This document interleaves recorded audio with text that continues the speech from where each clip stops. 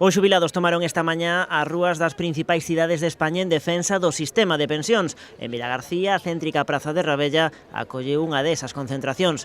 Os pensionistas consideran insuficiente a suba do 0,25% das súas pagas.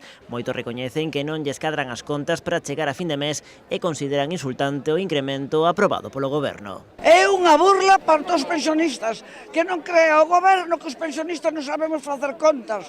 O 0,25 representa menos dun euro. Eso non chega para nada, porque con 600 euros ti non podes vivir. É unha burla, isto é un cachondeo, isto é o que non hai. Isto é unha vergoña, o goberno que temos en España, máis aquí en Galicia, é unha vergoña. É un roubo, para eles suben o que eles queren, poñeno a dedo, e os demais danlle 4 patacóns. O 0,25 é unha burla que lle fan a todos os pensionistas.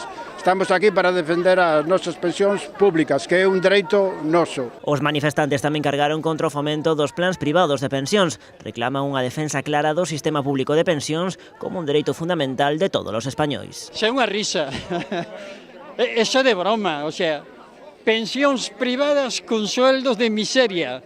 O sea, que non chegas ao fin de mes e vas a forrar para pagar unha pensión. Bueno. As pensións privadas só poden pagalas os que a poden pagar, os que teñen cartos. Con unha pensión de 600 euros ou 700 euros, pagando agua, luz, axudando aos fillos que están no paro, ou con traballos de merda, vamos a pagar para as pensións privadas.